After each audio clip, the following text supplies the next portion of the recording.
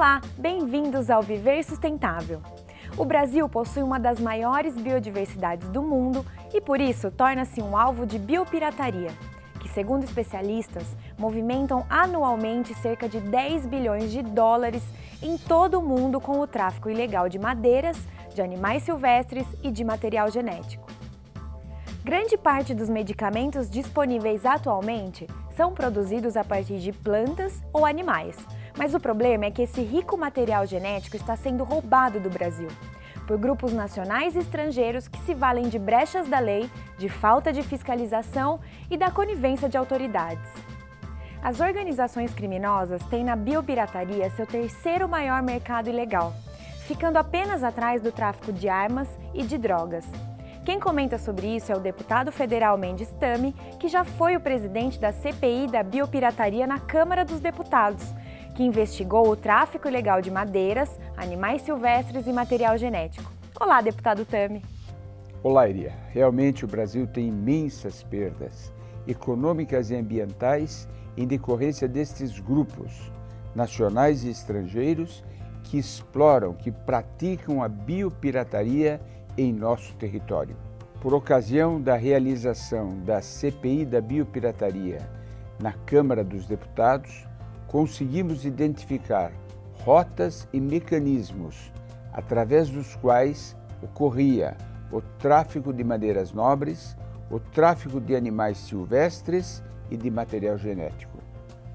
Os deputados que compuseram a Comissão Parlamentar de Inquérito aprovaram um relatório final e propuseram o indiciamento de mais de 100 pessoas envolvidas em crimes de biopirataria, entre os quais funcionários graduados da FUNAI, do INCRA e de outros órgãos federais envolvidos ou coniventes com estas práticas delituosas. Esta Comissão Parlamentar de Inquérito também apresentou sugestões de aprimoramento da legislação atinente a esses crimes e sugeriu reforço orçamentário para que os órgãos responsáveis pela fiscalização pudessem melhorar os seus equipamentos e contratar mais técnicos. Recentemente, o Conselho Nacional de Meio Ambiente definiu as normas para a guarda provisória por pessoas físicas de animais silvestres enquanto não se encontra uma solução definitiva. De acordo com a resolução, a prioridade da guarda continua com os CETAS, Centros de Triagem de Animais Silvestres, autorizados pelo IBAMA e responsáveis pela recuperação e reintrodução destes animais na natureza silvestre. A novidade desta portaria é que os órgãos ambientais podem, a partir de agora, encaminhar os animais apreendidos, resgatados ou recebidos espontaneamente para pessoas físicas devidamente cadastradas para tanto. Em último caso, quando não houver instalações adequadas, não houver pessoas cadastradas para receber este animal, os órgãos ambientais poderão autorizar que o animal apreendido continue na posse da pessoa que irregularmente o mantinha em casa. No entanto, esta pessoa, em poder da qual foi encontrado o animal, continuará a responder judicialmente pela posse ilegal do animal silvestre. As leis ambientais brasileiras consideram crime retirar animais silvestres de seus habitats sem a prévia autorização dos órgãos ambientais competentes. Nem todas as espécies são passíveis de criação em cativeiro para fins comerciais ou para serem criados como mascotes. Essa medida, aprovada pelo CONSEMA, deverá trazer segurança jurídica tanto para a guarda e depósito, quanto para a fiscalização após a apreensão dos animais. Vamos ver agora uma matéria sobre o tráfico de animais. Pássaros, mamíferos, felinos, insetos, répteis, peixes, são vítimas da vaidade humana. O tráfico de animais não é de hoje. A comercialização da fauna brasileira começou logo após o descobrimento do país. O Brasil se tornou alvo de exploração de seus colonizadores. As araras e os papagaios foram os primeiros a serem arrancados de seu habitat natural. Cruzaram o oceano e se espalharam pela Europa. Foi aí que se deu início ao tráfico de animais. Atualmente, são retirados da natureza cerca de 38 milhões de animais anualmente.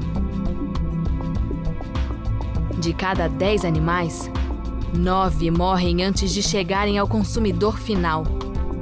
A retirada de qualquer animal silvestre de seu habitat natural constitui-se em crime e perde em números apenas para o tráfico de armas e drogas. Só no Brasil, essa atividade ilegal movimenta cerca de $1,5 bilhão de dólares por ano. Algumas espécies brasileiras já foram extintas. Quando se acaba uma espécie, morre com ela todo o seu material genético. E isso jamais poderá ser criado novamente pelo homem. A maioria dos animais contrabandeados vem das regiões Norte, Nordeste e Centro-Oeste do Brasil e seguem para as regiões Sul e Sudeste. Através de portos e aeroportos, nossos animais são retirados ilegalmente do país para abastecer o mercado internacional. Para não serem descobertos, os criminosos utilizam técnicas cruéis, das quais os animais sofrem todos os tipos de maus-tratos. Para não fazer barulho, os papagaios são anestesiados, colocados dentro de tubos e ficam escondidos e sufocados no fundo das malas até o destino final. As cobras são colocadas dentro de meias finas e amarradas ao tornozelo ou à cintura do traficante. Esses animais são utilizados de diversas formas ilegais no exterior. Podem ir para laboratórios de pesquisa, vão parar nas mãos de colecionadores de espécies raras ou são vendidos como animais de estimação em pet shops. Dentro do Brasil, a crueldade continua. Os animais são vendidos na beira de estradas dentro de caixas de papelão. Já tem 8 dias de tirar. 50 cada um, até o preço? Eles são retirados direto do ninho e com poucos dias de vida são separados da família. É lamentável. A única coisa que eu tô mesmo é tirar esse filhote aqui para vender, para poder sobreviver. Eu tiro R$30, 25 por semana. Tem vezes que eu dou sorte, eu faço 50, 60 reais por semana. A Lei contra Crimes Ambientais, criada em 1998, é clara: matar, perseguir, caçar, apanhar, utilizar e comercializar espécies da fauna silvestre brasileira sem autorização do órgão ambiental competente é crime.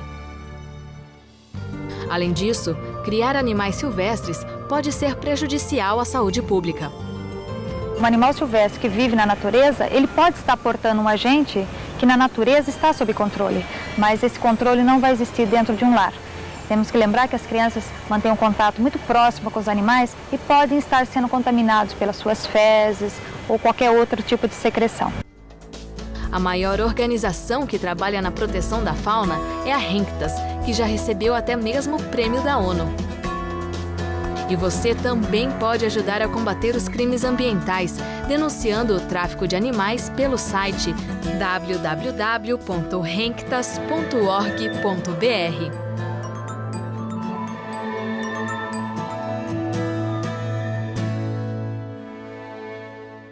No próximo bloco, vamos falar sobre algumas medidas para conter o comércio ilegal de madeiras. O Viver Sustentável pergunta: qual é o símbolo do combate à biopirataria no Brasil? Letra A, açaí. B, cupuaçu. C, cana-de-açúcar. Ou letra D, guaraná? A resposta você confere no próximo bloco.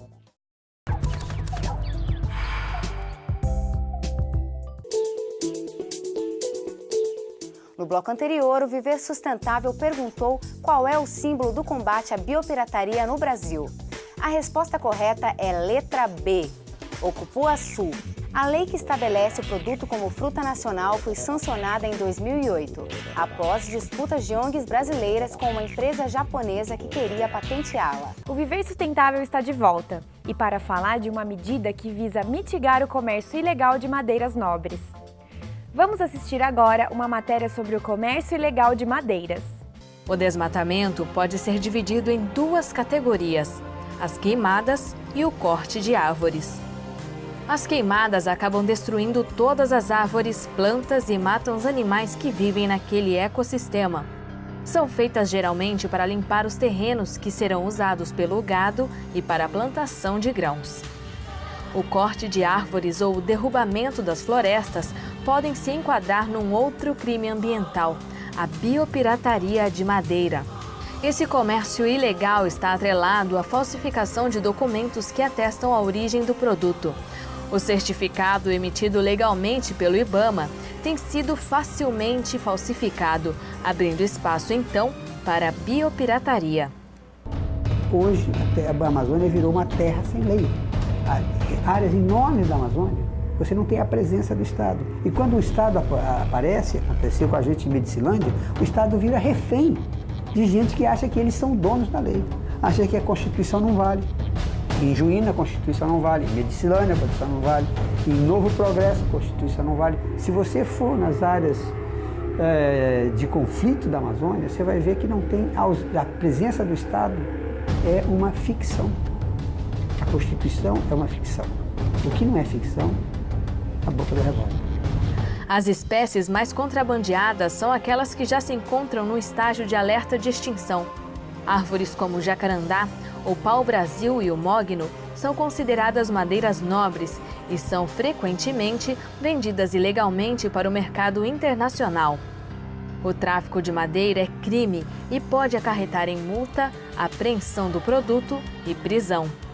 O desmatamento não faz sentido. O desmatamento não faz sentido do ponto de vista ambiental, é um desastre.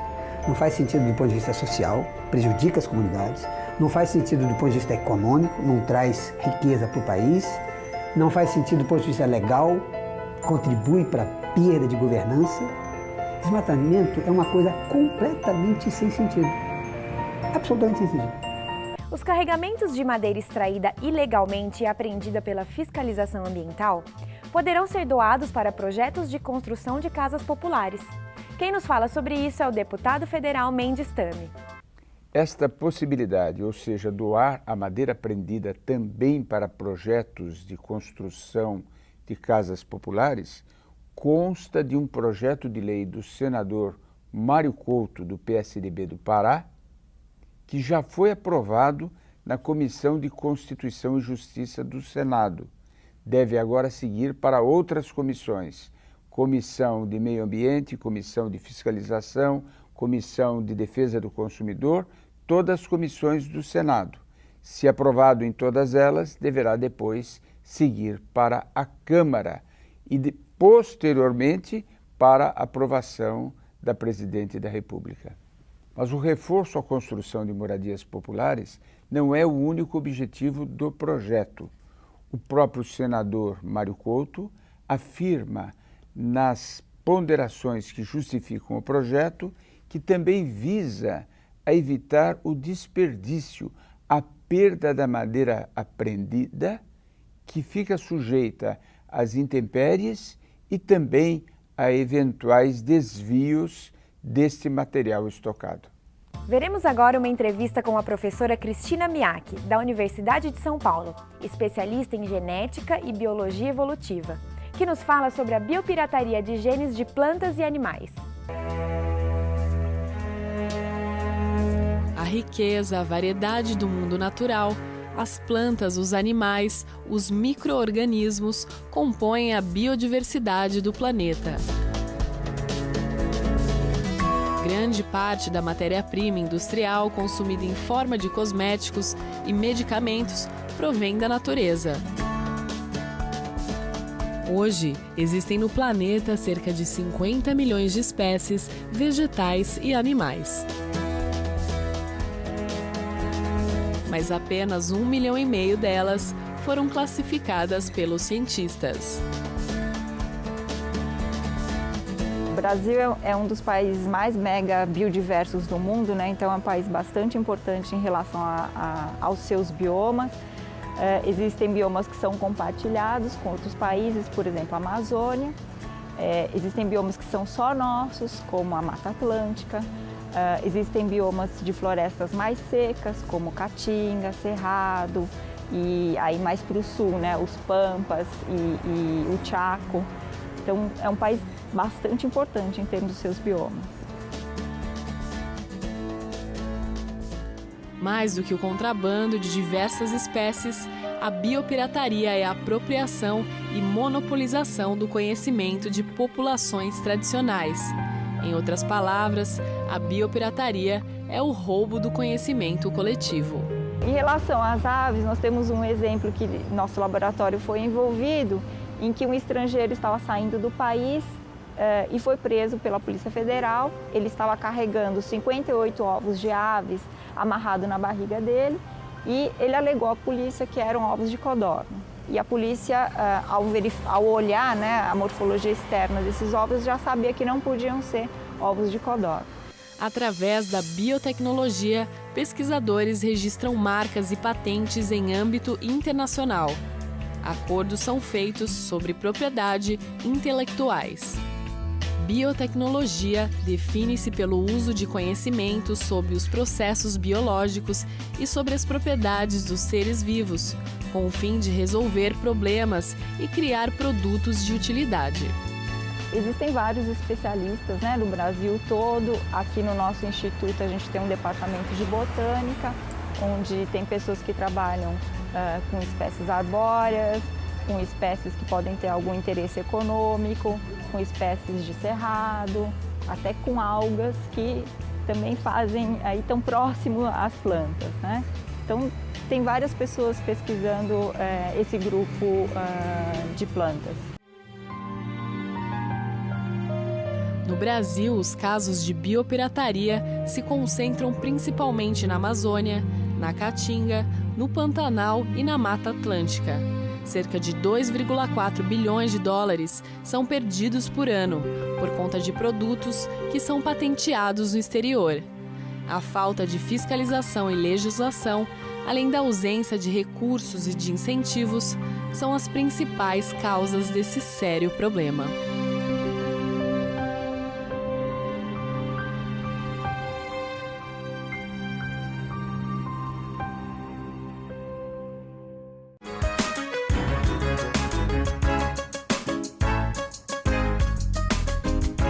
Professor, existe alguma convenção sobre biodiversidade? Sim, existe uma convenção sobre biodiversidade que foi aprovada em 92, na Rio 92, junto com a Convenção sobre Mudanças Climáticas. Só que a Convenção sobre Mudanças Climáticas foi regulamentada e aprofundada 5 anos depois, em Quioto. Na ocasião, em 97, foi aprovado o Protocolo de Quioto, enquanto que a Convenção sobre Biodiversidade não foi mais regulamentada. Houve uma série de reuniões da ONU para tratar do assunto, mas a questão não avança. E com isso, essa convenção dá as linhas gerais, mas não tipifica os crimes de contrabando de material genético, nem trata do que é mais importante, da partição dos benefícios. Quem é que fica com o resultado econômico da utilização daqueles princípios ativos advindos do patrimônio genético? No próximo bloco, entrevista com o professor e deputado Mendes Tami sobre biopirataria. Não saia daí. Olho vivo, consumidor. Segundo o último censo do IBGE, atualmente existem mais de 10 mil estrangeiros vivendo ou frequentando regularmente a região amazônica.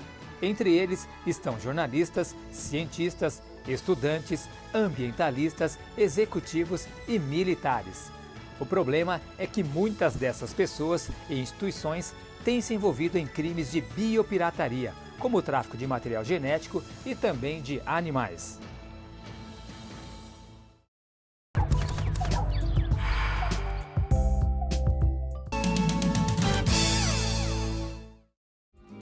Você sabia que 40% dos remédios mais consumidos são originários da natureza? 30% deles são produzidos a partir de plantas e 10% dos animais, como sapo-cambô e venenos de cobras e aranhas. O mercado mundial de medicamentos movimenta anualmente cerca de 300 bilhões de dólares. O programa Viver Sustentável está de volta e o assunto hoje é biopirataria. Vamos entrevistar o deputado federal e professor Mendes Tami, que foi o presidente da CPI da biopirataria na Câmara dos Deputados em Brasília. Professor Tami, o que foi discutido na Câmara dos Deputados nesta CPI? A CPI da biopirataria tratou dos crimes relacionados a 3 vertentes. A primeira, o tráfico de animais silvestres, num volume inacreditável. Só perde para o tráfico de armas e de drogas. Em segundo lugar, o contrabando, o descaminho de madeiras nobres. E por último, o tráfico de material genético, do nosso patrimônio genético, da nossa biodiversidade. A legislação brasileira está atualizada para atuar nessas 3 frentes? Em 2 frentes, sim. Nós temos uma legislação já sendo utilizada para coibir os crimes de tráfico de animais. Não é uma legislação completa, precisa ser atualizada, as penas precisam ser enrijecidas. Em segundo lugar, nós temos também uma legislação para o contrabando, para o descaminho de madeiras nobres. Também é uma legislação que precisa ser aprimorada. E não temos legislação. Há um imenso vazio legal no caso do tráfico de material genético. Se houver a apreensão, a prisão de um traficante de material genético, no máximo ele será preso como se estivesse traficando um animal silvestre. Mesmo a legislação internacional a respeito da biodiversidade, ela é imensamente incompleta.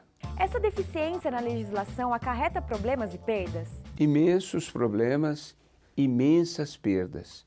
Em primeiro lugar, não há um estímulo à preservação da biodiversidade.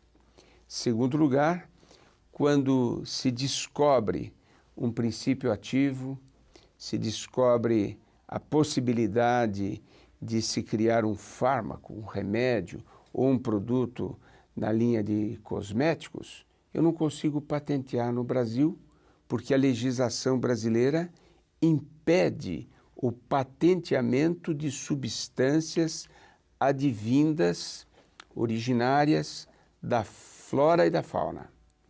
E, por último, também eu tenho grande dificuldade em fazer um entendimento com as comunidades, com os indígenas que são detentores destes conhecimentos, porque não há uma lei de partição de benefícios. O que o Brasil precisa fazer para aumentar o controle sobre sua biodiversidade? Para proteger, nós precisamos caminhar para o desmatamento zero. Não tem sentido nós continuarmos destruindo a cada ano milhares de quilômetros quadrados de florestas tropicais. Possível que justamente naquele trecho da floresta que foi destruído, estejam ali os princípios ativos, a descoberta de tantas enfermidades que pode trazer tanto bem para a humanidade. Esse é o primeiro ponto. E para isso, na minha opinião, não adiantam leis de comando e controle. Nós precisamos de leis de incentivo, instituir o pagamento pelos serviços florestais para criar uma economia da floresta, de tal forma que seja mais viável do ponto de vista econômico manter a floresta em pé do que derrubada. Quanto ao controle, nós precisamos atuar em 3 frentes. A primeira é o levantamento, fazer o cadastro, o inventário das espécies florestais. Há uma empresa americana, a Sharman Medicalis, da Califórnia, que ela sozinha fez o cadastramento de 7.000 espécies no Brasil. E nós não temos esse cadastramento. É preciso que nós façamos esse cadastramento. O segundo ponto é o investimento em pesquisas, dotações nos orçamentos do governo federal, no Ministério de Ciência e Tecnologia, dos orçamentos estaduais para as universidades públicas estaduais. Em suma, universidades e institutos de pesquisas, bons institutos de pesquisas, fazendo pesquisas aqui no Brasil para descobrir tudo aquilo que nós podemos aproveitar do nosso patrimônio genético. E por último, em terceiro lugar, mudar a lei de patentes, para permitir aqui no Brasil, como ocorre no resto do mundo, que nós possamos proteger a propriedade intelectual, o trabalho dos cientistas, dos pesquisadores brasileiros que isolem substâncias, que consigam perceber as propriedades de substâncias advindas da flora e da fauna, que se transformem em remédios, em princípios ativos, em fármacos, ou para cosméticos, para indústrias, e dessa forma gerando emprego e renda aqui no país. Professor Tami, foi um prazer tê-lo respondendo nossas dúvidas sobre biopirataria. Fique agora com os preços por tonelada dos principais materiais destinados à reciclagem. Preço da tonelada do material reciclável para a cidade de Guarulhos. Papelão, R$ 370. Latas de aço, R$ 420. Alumínio, R$ 2.600. E PET, R$ 1.700. Estamos chegando ao final de mais um programa Viver Sustentável e agradecemos a participação do professor Mendes Tami e a sua audiência. Não se esqueça, você também pode enviar suas sugestões para contato@viversustentável.net ou assistir aos nossos arquivos de programas através do nosso site viversustentável.net. Uma boa semana sustentável!